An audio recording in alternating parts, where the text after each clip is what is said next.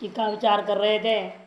पूर्व पक्षी ने कह दिया था वे भाई श्रौत स्मार्त जो कर्म है उनमें अधिव्याप्ति निवारण करने मात्रा देव भाष्यकार का जो पक्ष था जिसको पूर्व पक्षी के रूप में अनुवाद करके भाष्यकार कहते केचिद आहु कि ज्ञान केवला कैवल्यम न प्राप्यते वह मात्रात क्यों कहा एवं क्यों कहा, यह बात हो गई है। फिर क्या है पूछना होगा अग्निहोत्र श्रौत स्मार्त कर्म सहित ज्ञानात् कैवल्य प्राप्ति ही, ये उसने कहा था।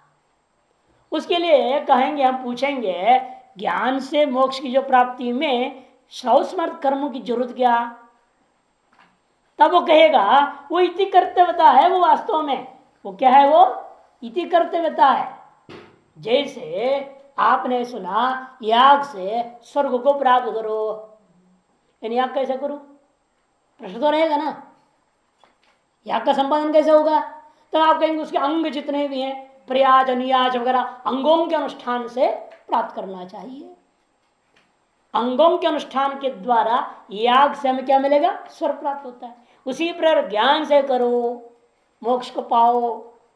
तो प्रश्न ज्ञान को कैसे साधु, तक कहेंगे श्रौत स्मार्त कर्म द्वारा अंतगुण शुद्धि से तुम करो, ऐसा नहीं कहना। श्रौत स्मार्त कर्म के रूपी अंगों का अनुष्ठान के द्वारा अंगी रूपा ज्ञान आपको मोक्ष में फल देगा। अब दृष्टांत जैसे प्रयाज आदि अंगों से अग्निहोत्र रूपा या दर्शना से याग क्या करते हैं, हमको 100 रुपये फल देते हैं। इसे अनुमान सिद्ध कर रहे हैं यहाँ पर विमतम सेत कर्तव्यताकमेव स्वफल साधकम करुणत्वाद दर्श पौर्णमासाधिवत। आनंदगिरी में विवादास्पद जो ज्ञान है, विवादास्पद कौन है यहाँ, ज्ञान। क्या वो अकेला मोक्ष को दे सकता है या उसे कोई सहायक की जरूरत है, ये प्रश्न है। उस पर इसलिए विवादास्पद कौन हो गया, ज्ञान। वो कैसा है, वो सेति कर्तव्यताकम एव स्वफल साधकम, वो इति कर्ता से हित होकर के ही अपने फल को सिद्ध कर सकता है। कर्ण होने से ज्ञाने नैव तु केवलम ज्ञाने नैव, तृतीयांत है ना, कर्ण है। कर्णत्वात् दर्श पूर्णमासाधिवत, जैसे दर्श पूर्णमासा में कहा दर्श पूर्णमासाभ्याम स्वर्ग कामो यजेत, तृतीया वहां पर भी कर्णत्वाया, इसलिए इति कर्ता की जांच हुई। इति कर्ता मैंने कर्तव्यताया इति मैंने प्रकार, प्रकार क्या चीज होता है, सामान्य से भेद को विशेष हो प्रकार। जो सामान्य रूप कथित कर्ण है उसके विशेष स्वरूप जानना हम चाहेंगे। तब आप कहेंगे प्रयाज अनुयाज आदि दो अंग हैं, उनके अनुष्ठान के द्वारा दर्श पूर्णमास का स्वरूप सिद्ध होगा, उससे भी स्वर्ग की प्राप्ति होगी। उसी प्रकार कहता है श्रौत स्मार्त यागों के द्वारा ज्ञान का स्वरूप सिद्ध होगा, तद द्वारा मोक्ष प्राप्ति होगी। तदेव ज्ञान कर्म समुच्चय परम शास्त्र मित्यर्थः, इसलिए ज्ञान और कर्म का समुच्चय पर शास्त्र है, ये सिद्ध हो गया। इति पदम आहुरित्यनेन पूर्वेण मुक्तेतुरपितु समुच्चितम इत्यस्य अर्थस्य स्वधर्म अनुष्ठान इत्यादि जोड़ना है। इति पद जो आया हुआ यहाँ, इति आहु के जोड़ देना। इति भाष्यकार ने कहा अत्र केचित् आहु, इति अत्र केचित् आहु के साथ अन्वय होगा भाष्य में। पौर्वापर्य पर्यालोचनायाम शास्त्र से समुच्चय परत्व न निर्धारितम इत्याशंक। यदि कोई कहे पौर्वापर्य पूरा गीता शास्त्र पढ़ेंगे तो ऐसे तो नहीं लगता कि कर्म ज्ञान समुच्चयवाद यहाँ पर प्रस्तुत है। तब कहते नहीं, ज्ञापकंच आहुरस्य अर्थस्य, इस अर्थ का ज्ञापक भी इसी गीता के पौर्वापर विचार करने से कई श्लोक मिलेगा जिसे स्पष्ट होता है कर्म और ज्ञान का समुच्चय है। इसमें ज्ञापक श्लोकों को उसने दिखा दिया। अच्छा, न केवलम ज्ञान मुक्तेतुरपितो समुच्चितम इत्यस्य अर्थस्य स्वधर्म अनुष्ठाने पाप प्राप्ति वचन सामर्थ्य लक्षण लिंगम गमकम इत्यर्थ। केवल ज्ञापक की नहीं, गमक भी है, लिंग भी है, क्योंकि भगवान का श्लोक है कि तुम यदि अपना कर्म को नहीं करोगे पापमेव वाप्स्यसि, ये कहा है भगवान, तुम पाप को प्राप्त कर जाओगे। तथा स्वधर्मम कीर्तिंच हित्वा पापम अवाप्स्यसि। शास्त्र समुच्चय परत्व लिंगवद वाक्य प्रमाण मित्या, क्या लिंग ही नहीं वाक्य प्रमाण भी प्रस्तुत है। क्या वाक्य प्रमाण दे रहा है वो, कर्मण्येवाधिकारस्ते महाफलेषु कदाचन वाक्य प्रमाण। तब पूर्व पक्षी कहेगा वो सब तो ठीक है, लेकिन युद्ध तो हिंसात्मक है ना। वैध हिंसा भी माने भीत हिंसा भी करना न करना अपना मर्जी होता है। क्यों? पापागत शेनियागवत। ये सब संशय हुआ तब आप कहेंगे सर युद्ध नहीं करेंगे, हिंसात्मक युद्ध न कर्तव्य हिंसात्मक शेनियागवत। अनुमान कर लिया युद्ध कैसा है? कर्तव्य नहीं है, हिंसात्मक होने से शेनियाग के समान नहीं दृष्टा। तो उसका जवाब देता न हिंसा सर्वभूतानि इत्यादि न प्रतिषिद्धत्वेन हिंसा अनर्थ हेतुत्वावगमात् तदुपेतम वैदिकं कर्म अधर्माय इति नानुष्ठातुं शक्यते तथा च तस्य मोक्ष ज्ञानेन समुच्चयो न सिद्ध्यति इति सांख्य मतम आशंक्य परिहरति। ऐसे सांख्य मत की आशंका, सांख्य से सांख्य दर्शन नहीं लेना, सांख्य वेदांत का ही नाम है। वेदांत जो अपना जो केवल अद्वैत वेदांती है इनको सांख्य शब्द से कहेंगे, क्योंकि अभी आएगा जब जवाब देंगे इस पूर्व पक्ष को, वहां जो भगवान ने कहा है सांख्य और योग दो विभाग है। ज्ञान योगेन सांख्यानाम कर्म योगेन योगिनाम। सांख्य से शुद्ध वेदांत है, वो यहां व्याख्या करेंगे, लक्षण भी बताएंगे, सब कुछ बताएंगे। ये सांख्य मत से हम पर तात्पर्य है। यहां पर आदि शब्दात उच्छिष्ट भक्षण गृहते, आदि शब्द से उच्छिष्ट भक्षण में क्या होता है? पापाय भवति। तद्वत यहां भी समझो। यथोक्त शंका न कर्तव्या इधर आकांक्षा पूर्वक हेतु कथम, ऐसे कहते हुए वह जवाब देता है ऐसा नहीं हो सकता। छात्रम कर्म युद्ध लक्षणम गुरु भ्रातृपुत्र इत्यादि से भाषण पंक्ति है। स्व शब्द न क्षत्रिय विवक्षित है, वहां स्व शब्द से क्षत्रिय को ही लेना है, स्वधर्म है ना। भाषण में इति कृत्वा स्वधर्म से क्षत्रिय धर्म करके लेना, क्योंकि वहां श्लोक भी आएगा, भगवान स्वयं कहेंगे यहाँ गीता में भी कि भाई क्षत्रियों का धर्म ही है युद्ध लड़ना। धर्म्याद्युद्धाश्रेय नान्य क्षत्रिय से विद्यते, धर्म्याद ही युद्धात श्रेय नान्य से विद्यते। क्षत्रिय के लिए धर्मीय युद्ध माने धर्मानुकूल युद्ध, धर्म के अनुरूप जो युद्ध है, धर्माद अनपेतम इति धर्म्यम, धर्म्याद धर्म से जो अनपेत हटा हुआ नहीं है, अर्थात धर्म के अनुरूप धर्म से प्राप्त जो युद्ध है वह उससे बढ़कर क्षत्रिय को कोई और कर्तव्य ही नहीं है कह दिया। इसीलिए कहता है ये सिद्धांत पूर्व पक्षी, तो युद्ध लक्षणम शास्त्रं कर्म स्वधर्म यदि कृत्वा न धर्माय, वह अधर्म देने वाला नहीं है, बल्कि उल्टा उसको न करने पर पाप लागू हो जाता है। उसका न करने पर क्या होगा? पाप लगेगा। तदा करणे च आचार्यादि हिंसा युक्तम अति क्रूरम युद्धम न धर्माइति ब्रुवता भगवता। स्वयं भगवान कह रहे हैं यहाँ इस गीता में कि आचार्य आदि की हिंसा युक्त अति क्रूर युद्ध भी अधर्माय न धर्माय ही। श्रौता नाम हिंसा युक्ता नाम कर्मणाम दुर्दो नाधर्म। इसे श्रौत जो हिंसा युक्त धर्म है कर्म है वो भी अधर्माय न भवती मानना पड़ेगा। जब ये लौकिक कर्म युद्ध रूपा कर्म क्षात्र का वर्ण धर्म रूपा जो कर्म है वह भी अधर्माय न भवती चेत किम किम वक्तव्यम श्रौत कर्मणा हिंसा युक्तम अपि, इसलिए वो भी अधर्माय न भवती। ऐसा बहुत सुंदर ढंग से पूर्व पक्ष प्रतिपादन कर दिया। स्पष्टम उपदिष्टम भवति सामान्य शास्त्र से व्यर्थ हिंसा निषेधार्थत्वात्। फिर जो है फिर वो क्यों आया? मैं से सभा भूतानी कहते वो जो सामान्य शास्त्र है व्यर्थ हिंसा का निषेध करता है, फालतू की हिंसा जो करते हैं ना उसका निषेध करता है। विहित हिंसा इसलिए पापाय न भवति। व्यर्थ हिंसा क्या हो गया? अविहित हिंसा कि विधियां जो हिंसा का विधान कर रही हैं वो कोई न कोई प्रयोजन को लेकर कर रही हैं। अतः विहित हिंसाएं यत्किंचित प्रयोजनार्थ है और अविहित हिंसा प्रयोजनाभावात है। यदि कहोगे हमारा लौकिक प्रयोजन है फिर लौकिक प्रयोजन को शास्त्रीय प्रयोजन नहीं माना जाएगा। अभ्युदय निश्रेष का ही नाम प्रयोजन होता है। जो अभ्युदयार्थ नहीं और निश्रेषार्थ नहीं है वह आपका प्रयोजन भले कहो और वास्तव प्रयोजन नहीं है कि पेट पालने के लिए मछली मारना कोई जरूरी नहीं होता है ना। अन्य प्रक्रिया से भी तो पेट पाला जा सकता है। से पेट पालना भी प्रयोजन के लिए मैं ये कर्म करूंगा या हिंसा करूंगा, ये गलत है। विधि था तो करो, ये वेद कहता है ऐसा मार के भी पेट पाला जा सकता है तो करो, नहीं तो नहीं करना चाहिए। अन्य भोजन को खा करके भी हम जीवित रह सकते तो पशु को मार के हम क्यों खा के जीवे? ये पंच पंचन खा भक्ष्य आर्थ संग्रह में आया था। ये मार के खाने की हिम्मत है तो 5 पशुओं को मार को खाओ बोला। ऐसे पशुओं का नाम क्या है जिसको मारना ही बड़ा कठिन काम है। एक का तो वो है जिसका चमड़ा ही 1.5 इंच मोटा होता है, गेंडा। गेंडे को गिनना है उसमें, रेनोसरस, उसका चमड़ा कितना मोटा होता है, काटना आसान है उसको, उसका मांस कैसे खाएगा? शल्लकी, गोधा, जिनको मारना बड़ा कठिन है। शल्लकी जिसको कहते हैं, जिसके पीछे के पीछे बाण जैसे होता है, हुक करके छोड़ता है बाण को वो।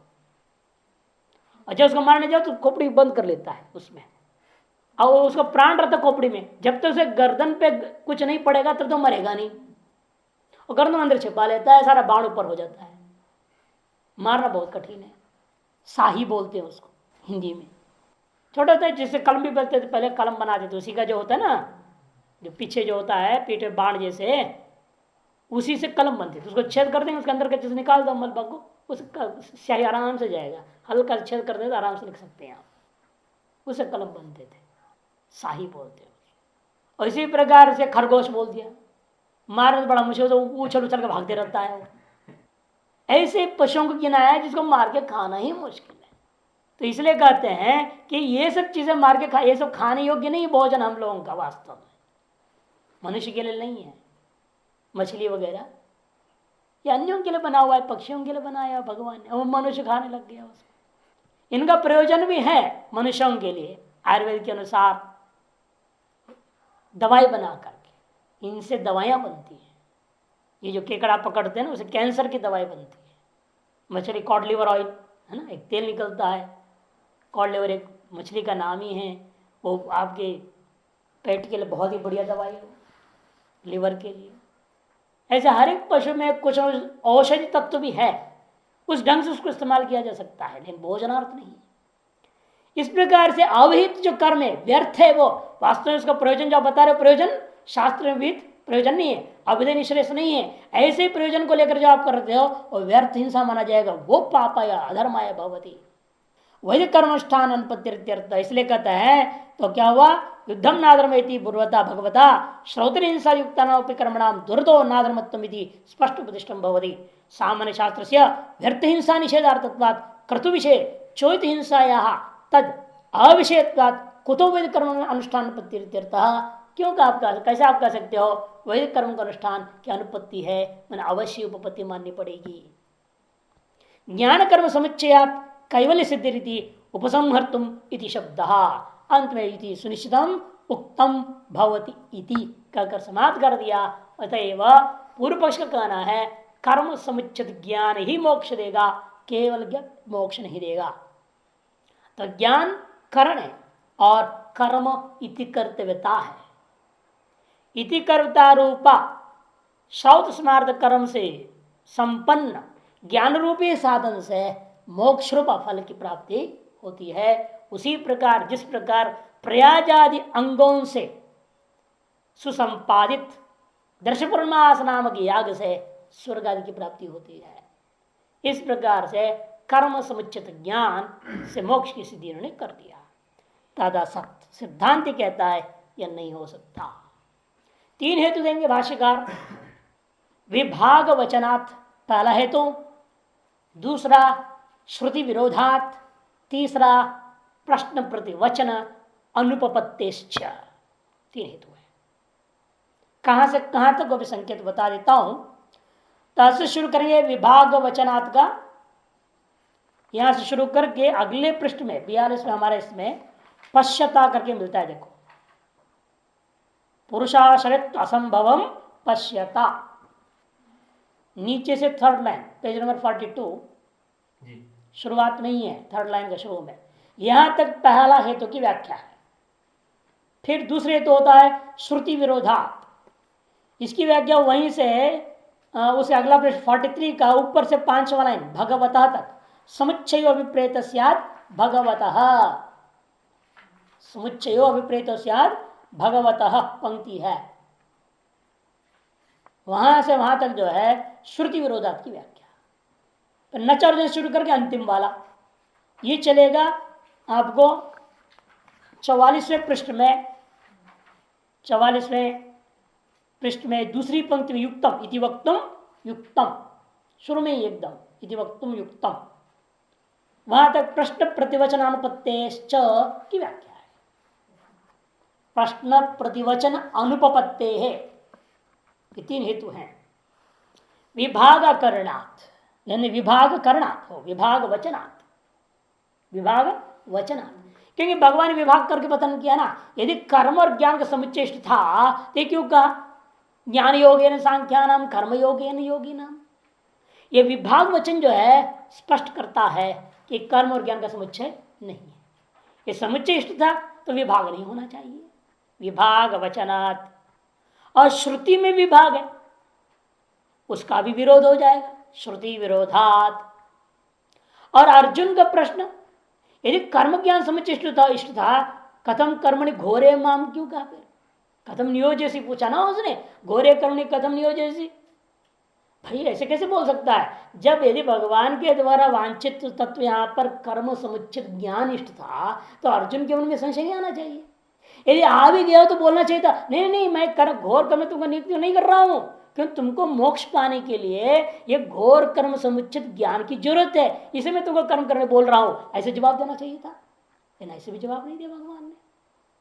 तो प्रश्न और प्रतिवचन को देखने से स्पष्ट है आपका ज्ञान कर्म समुच्चयवाद उत्पन्न नहीं हो सकता, अनुपत्ति है। कैसे, विस्तार से देखिए अब इसको। ज्ञान कर्म निष्ठय विभाग वचनात्, ज्ञान निष्ठा और कर्म निष्ठा इन दोनों का विभाग पूर्वक भगवान ने कथन किया है। वचनात् में कथनात्, बुद्धिद्वय आश्रय और ज्ञान कर्म निष्ठय और विभाग वचनात् ऐसा लेना। बुद्धिद्वय आश्रय ज्ञान कर्म निष्ठय विभाग वचनात्, बुद्धिद्वय को आश्रय करने वाले मैंने सांख्य बुद्धि और योग बुद्धि। भगवान का है ना, अभी तक मैंने सांख्य बुद्धि बोला है, इससे आ गया तुमको कर्म योग बुद्धि कहूंगा कहते हैं। तो वो जो विभाग पूर्वक दोनों बुद्धियों का कथन, दोनों पर के स्वरूप कथन कर रहे हैं, वो जो है ज्ञान निष्ठा और कर्म निष्ठा का विभाग कथन है। सांख्य बुद्धि और योग बुद्धिश्चैति बुद्धिद्वयम् तथा सांख्य बुद्धि आश्रयाम ज्ञान निष्ठा व्याख्या तुम सांख्य शब्दार्थम आह। अब इन दोनों में से पहला कौन है, सांख्य। और सांख्य शब्द का अर्थ क्या, उसी को समझाने के लिए भाष्यकार लिखते हैं अशोच्यान इत्यादि ना भगवता, मूल भाष्य में अशोच्यान इत्यादि ना भगवता यावत स्वधर्मम अपि चावेक्ष्य, श्लोक 31 तक, इस 11 से 31 तक, इत्येतदंतेन ग्रंथेन यत् परमार्थ आत्मतत्व निरूपणं कृतम तत् सांख्यम। आ गया ना, इसका नाम सांख्य। सम्यक ख्यायते प्रकाश्यते सा वैदिकी सम्यक बुद्धि संख्या तया प्रकाशत्वेन संबंधी कृतम तत्वम सांख्यम इत्यर्थः। आंधगिरी पहला पंक्ति, आंधगिरी में है ये।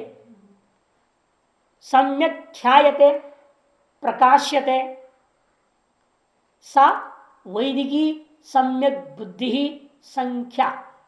संख्या किसको कहते हैं, नंबर 1 2 3 नहीं, संख्या उसको घर है, संख्या उसका नाम है जो सम्यक प्रकाशित करता है, जो ऐसी जो वैदिकी सम्यक बुद्धि का नाम संख्या। और उस संख्या के द्वारा प्रकाशत्वेन प्रकाश रूप से संबंधी प्रकृतम तत्व, संबंधी भूता जो प्रकृत तत्व कौन है, शुद्ध ब्रह्म, निर्गुण निराकार शुद्ध ब्रह्म परमार्थ तत्व, उस तत्व का नाम सांख्य मित्र। इसी को भाष्यकार ने अशोच्यान्व शौचस्तम इत्यादि से शुरू करके श्लोक 11 से लेकर के श्लोक 31 तक लंबा चौड़ा व्याख्या करने वाले हैं भगवान। इत्येतदंतेन ग्रंथेना यत् परमार्थ तत्व निरूपणं कृतम, जो परमार्थ तत्व का निरूपण किया गया है उस परमार्थ तत्व का ही दूसरा नाम है सांख्य। मैंने ब्रह्म का दूसरा नाम सांख्य, तत्सांख्यम। तद विषय बुद्धि सांख्य बुद्धि, तद विषय बुद्धि का नाम सांख्य बुद्धि है। आत्मनो जन्मादि षड विक्रिया भावाद अकर्ता आत्मा इति प्रकरणार्थ निरूपणाद या जायते सा सांख्य बुद्धि है। तद विषय बुद्धि का नाम सांख्य बुद्धि है। तद विषय बुद्धि कैसी है वो और स्पष्ट करते हैं। आत्मनो, आत्मा का जन्मादि षड विक्रिया भावाद, आत्मा का जन्मादि षड विक्रिया का भाव होने से अकर्ता आत्मा इति, आत्मा कैसा है? अकर्तृत्व विशिष्ट आत्मा है, अभोक्तृत्व विशिष्ट आत्मा है। इति प्रकरणार्थ निरूपणादि यहाँ जाए थे, प्रकरणार्थ निरूपण से जो बुद्धि आपके अंदर पैदा होती है सा सांख्य बुद्धि ही, उस ज्ञान का नाम सांख्य। सा येषां ज्ञानी नाम उचिता भवति ते सांख्य, वह जिन ज्ञानियों के अंदर उचित प्रकार से विद्यमान हो उन लोगों को क्या कह देंगे? सांख्या, पुलिंग हो जाता है। सांख्यम तत्व, सांख्या बुद्धि, तद विशिष्ट पुरुष सांख्या, ना तीनों लिंग आ गया यहां पर। सांख्यम तत्व नपुंसकलिंग, तद विषयिणी या बुद्धि सा सांख्या बुद्धि, तद्वान पुरुष सांख्या पुरुष। एतस्या बुद्धेर जन्मनः प्राग आत्मनो देहादि व्यतिरिक्तत्व कर्तृत्व भोक्तृत्वाद्यपेक्षा धर्माधर्म विवेक पूर्वक मोक्ष साधन अनुष्ठान निरूपण लक्षणो योग। इस बुद्धि की अपेक्षा से योग क्या होता है? फिर सांख्य का हो गया वर्णन, अब योग कर रहे हैं। योग कैसी है? इसकी इस बुद्धि की अपेक्षा से विलक्षण है। क्या इसी विलक्षणता है? वो बुद्धि जन्मन, ये तस्या बुद्धि जन्मन प्राग, वो योग बुद्धि कब होता है? योग कब होता है? एतस्या बुद्धि जन्मन प्राग, माने सांख्य बुद्धि के पैदा होने से पहले।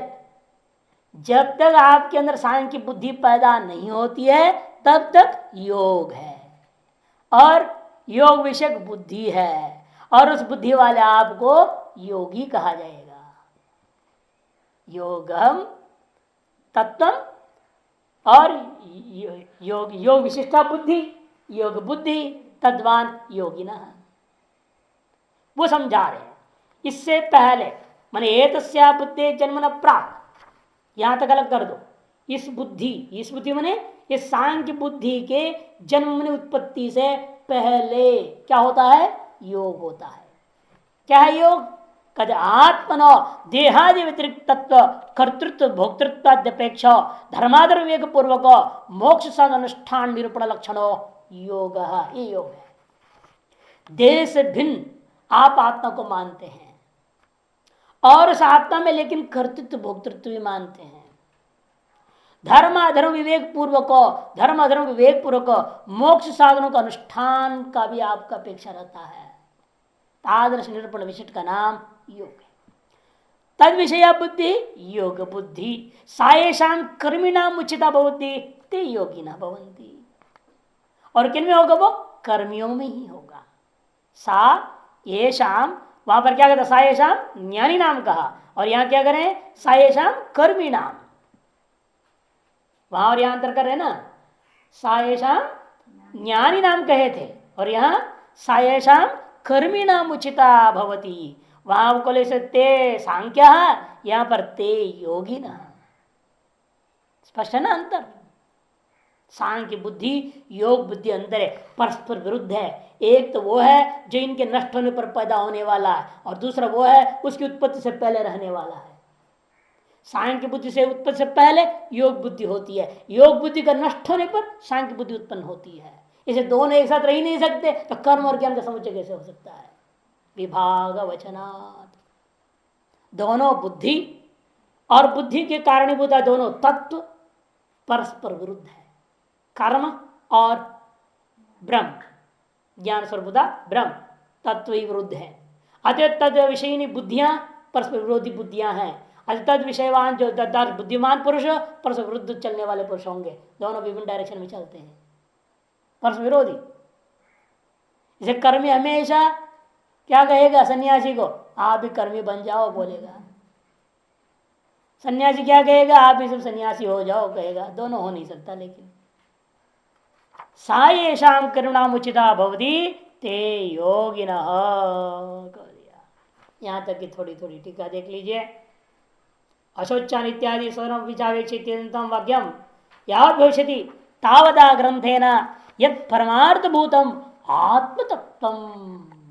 वहां परमार्थ भूतम कहकर छोड़ दिए थे मूल में, परमार्थ आत्म तत्व निरूपणम का क्या, परमार्थ भूतम आत्म भगवता निरूपितम, भगवान के द्वारा निरूपण किया। तद यथा श्लोक हमने पढ़ी लिए थे यहाँ, सांख्य शब्दार्थ मुक्त्वा तत्प्रकाशक बुद्धि तद्वतश्च सांख्यान व्याकरोति। इस प्रकार से संख्या क्या है बता दिया, तद विषय को उसको प्रकाशन करने वाली बुद्धि और दर्श बुद्धि वाला, इनका भी वर्णन कर दिया मूल में भाष्यकार ने, तद विषय इत्यादि। उसी को और स्पष्ट करते हुए कहा आत्मनैति न जायते म्रियते वा इत्यादि प्रकरणार्थ निरूपणात्, निरूपण द्वारेण आत्मन षड्भाव क्रिया असंभवात कूटस्थो सोविति या बुद्धि उत्पद्यते। न जायते म्रियते वा कदाचिन इत्यादि प्रकरण के द्वारा निरूपित जो सिद्धांत है उसके माध्यम से जब निश्चय कर लोगे अब आत्मा में षड विकार का अभाव है, असंभव है, अतएव मैं कूटस्थ हूं, ऐसी जो बुद्धि होती है उत्पदित है सा सांख्य बुद्धि, उसका नाम सांख्य बुद्धि। तत्परा उसी का चिंतन करने वाले, मनन करने वाले, ध्यान करने वाले जो लोग वे कौन है, सन्यासिन सांख्या इत्यर्थ। आनंद गिरिकार जोड़ देते हैं केवल ज्ञानिनः सांख्या, भाष्यकार कहते हैं तो वो ज्ञानिनः कहते सन्यासिनः ज्ञानिनः सांख्या, क्योंकि आम आदमी के बस की बातें नहीं है। नहीं, मनसा संन्यास्य में कोई संशय नहीं है। कौन मना कर रहा है? आपके त्रयोधर्म स्कंधा में बहुत शास्त्रार्थ किया भाष्यकार ने, जनकार्यों को दृष्टांत लेकर के पूर्व पक्ष जबरदस्त कहता है गृहस्थ को भी मोक्ष का अधिकार है, गृहस्थी में रहते हुए सन्यासी हो सकता है। बहुत पूर्व पक्ष का भाष्यकार बिल्कुल खंडन कर दिया, असंभव है कि ममत्वम अहंता ममता का निवृत्ति पूर्णतया हो गृहस्थ आश्रम में रहते हुए, वानप्रस्थ आश्रम में रहते हुए, असंभव है। जनकारियों के बारे में यह सब लोग ये बोलते बार बार जनकारी जनकारी क्यों नहीं सन्यासी हुआ, ब्रह्मज्ञानी है। अरे वो क्षात्र धर्म का पालन कर रहा है, याज्ञवल्क्य का अभय पद प्राप्त हो सी किसके आधार पर, बृहदारण्यक के आधार पर। लेकिन वो सन्यास क्यों नहीं लिया? क्षात्र है, क्षत्रिय है, और क्षत्रिय सन्यास का अधिकार नहीं था इसलिए वो नहीं गए सन्यास के लिए, नहीं तो भी चला गया होता राज्य छोड़ करके, वो तो मजबूर है। इसलिए क्षत्रियो को वानप्रस्थ की अधिकार है, वानप्रस्थ में जा सकता था, वो गया बाद में आजीवन राजा था, ऐसा नहीं वर्णन मिथिला के इतिहास में जो रामायण में आता है, बाद में सीता के भाई को छोड़ देख करके सब देकर चला गया वानप्रस्थ में। क्यों गया फिर वानप्रस्थ में? अभय पद प्राप्त था तो वहां भी हम वही कहेंगे क्षात्र धर्म का पालन किया।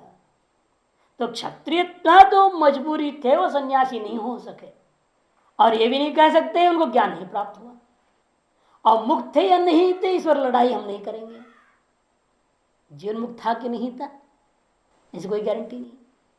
इतना कहा जा सकता है, याज्ञवल्क्य के बारे में बार बार लोग विचार करते, मैं बना कर देता हूं याज्ञवल्क्य जीवन मुक्त नहीं था, साफ कर देता हूं, लोग बहुत नाराज होते हैं। मैं कह देती वो जीवन मुक्त थे, फिर सन्यास के लिए क्यों गए? होता है ना, उपदेश देने के बाद में वो पत्नी उपदेश देके सन्यास के लिए चले गए, क्यों गए? जीवन मुक्ति के बाद सन्यास विधि की क्या जरूरत है? जरूरत ही नहीं। इसका मतलब वह सम्यक निध्यासन गृहस्थ आश्रम में रहकर वहां कर नहीं पा रहे थे गुरुकुल संचालन करते हुए, निध्यासन को सम्यक पालन अभ्यास करने के लिए ही वो सन्यास आश्रम में चले गए, और ब्राह्मण तक जाने का अधिकार थे, चले गए। इसीलिए बहुत दूसरा और तर्क आता है बार बार, अनेक उपनिषद में क्षत्रिय गुरु लोग आते हैं, बहुत सारे क्षत्रिय हैं, ब्राह्मण गुरुओं की चर्चा कम है, क्षत्रिय गुरुओं की चर्चा है। पिपलाद याज्ञवल्क्य गिन सकते 2-4 ब्राह्मण हैं, और क्षत्रिय तो जयवली भी क्षत्रिय था, अशुपति कई राजा क्षत्रिय था, कई आते हैं मान के। तो इसलिए विचार होता है कि क्षत्रियों के पास पहले उपनिषदों का ज्ञान, ब्रह्म ज्ञान, ब्राह्मण के बाद में आया, ऐसा नहीं है। आप विचार करके वहां देखेंगे जो जो ज्ञान क्षत्रिय के पास था वह केवल उपासनाएं थी, ब्रह्म ज्ञान नहीं था। ब्रह्म ज्ञान था तो पिपलाद और याज्ञवल्क्य के पास ही था और किसी के पास नहीं। कार्य ब्रह्म संबंधी उपासना संबंधी ज्ञान उनके पास में लक्षण था। अशुपति के पास भी वैष्णव विद्या थी, उपासना ही तो है, वो ब्रह्म ज्ञान तो है नहीं। निर्गुण ब्रह्म विद्या किसी क्षत्रिय के पास होता हुआ कहीं उपनिषदों में प्रमाण नहीं। आनंद गिरकार जो शब्द प्रयोग कर रहे हैं सोच समझ के प्रयोग कर रहे हैं, सन्यासी, इसलिए मैं भी जानबूझ के उसको उठाया हूं, सन्यासी ना। लेकिन सन्यास के मतलब तो सर्वकर्म सन्यास बोलते हैं ना आदि शंकराचार्य जी।